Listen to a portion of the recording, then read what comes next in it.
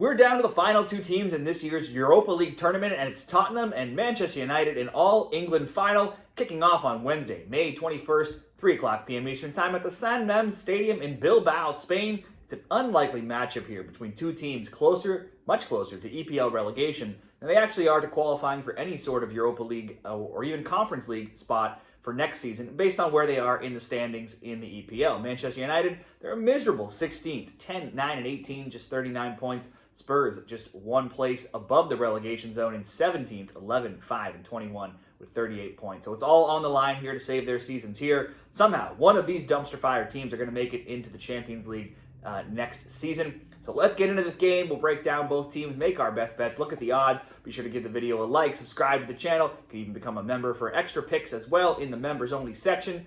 Tottenham will be plus 187 underdogs here. The odds over at Bet365. Manchester United plus 145 favorites. The draw plus 240. Now, if we look at to advance by any means, this game ends drawn after 90 minutes. Tottenham even money. Manchester United, the odds on favorites at minus 125. Over 2.5 even money plus 100. The under 2.5 also favored minus 125. Both teams to score yes favored at minus 134, and the no plus 100. So basically these odds look like they're saying this game is going to be a 1-1 game with the under 2.5 favored, but the both teams to score also favored.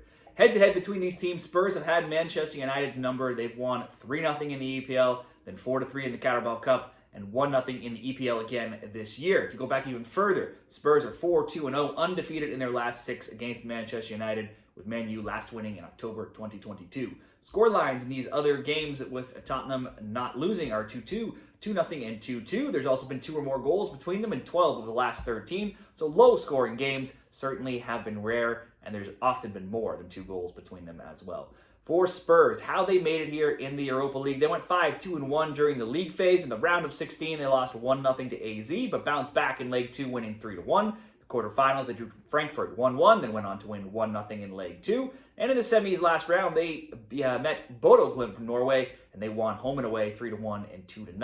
So they did take some time to progress past some of these teams, and the first legs of the two knockout opponents, they didn't get wins. But they have been consistent scorers. They scored in 13 of all 14 Europa League games, total of 27 goals in those 14 games as well. They have shutouts in 2 of their past 3 games. However, the both teams to score bet has usually hit, going 8-6. Now, overall, though, if we look at outside of the Europa League, it's just ugly reading. Spurs have only 5 wins in 17 overall matches, albeit 4 of those 5 did come in this tournament. So again, the only success has come in Europa. But more recently, it's only 2 wins over Bodo Glimt in their last 7 matches, and they do come in losers of 2 straight games in the EPL, both by 2-0 scores. Clearly, though, their focus has been on this final, and they have been resting players.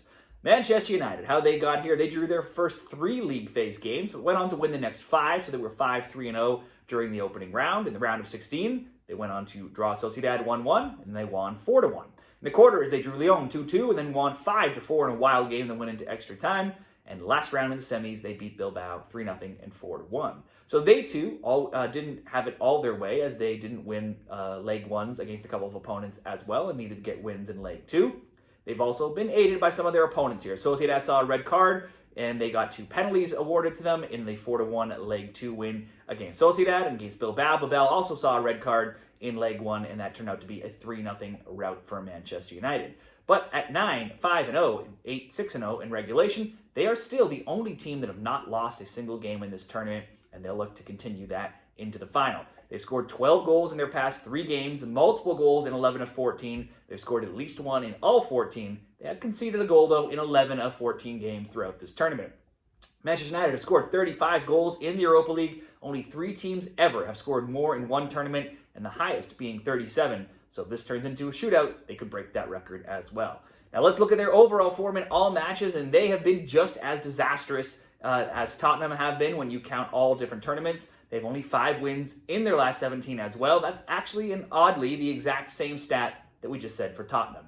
And they, too, only have 1 EPL win in that time of those 5, with 4 coming in Europa. It's also just 2 wins in 7. Again, that's a similar stat to Spurs. They, too, have lost their past 2 matches, both by shutouts, 2-0 and 1-0.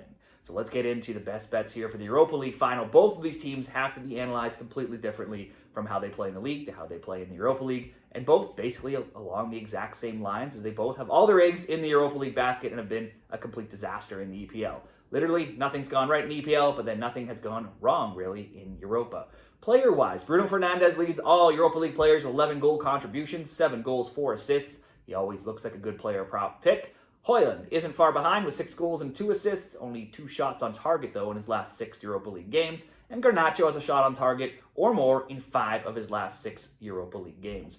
On the Spurs side, Dominic Solanke has to be a player to consider. He has goals in 3 of 4 overall matches of late. In the Europa League, he's got 5 goals, 4 assists in 12 games. He's also scored in 4 straight games when playing against Man U. Now, while some players, key players like Madison and Kulusevski are out, Son did return on Friday's game, so we'll add something to the Spurs offense here. Finals games often can be tight. They're not always as exciting as you would expect. However, both of these teams have poor defenses, generally speaking. The entire season on the line for both here. Neither's going to want to slip up. It could be a little tighter than you expect, but I just don't think you can trust these defenses. This is Spurs' best chance of winning anything in 17 years. Manchester United still undefeated. They've had some wild games with some high scores. You make me pick a winner. I think Man U is just a little bit better. I would lean the Man U way as a winning bet. But instead, let's create a same-game parlay here. A few options. Both teams to score. That's minus 134. If you add Solanke to have a shot on target, that'd be plus 160. If you add Fernandes to have a shot on target, similar price, plus 150. If you add them both to have a shot on target with the both teams to score, you'd be at plus 275. Or if you wanted to go a simpler route, do the both teams to score and both players just to have a shot attempt to bring you right to even money at Bet365 for a shot attempt for Fernandes and Solanke, and both teams getting at least 1 goal. That will bring in a draw option as well, would also pay well if you wanted to go that route. Let's make that the best bet in the Europa League Final. Let me know what you're betting down there in the comments. Which of these two teams lifts the trophy, and what kind of props do you like in the game? Let me know, and good luck.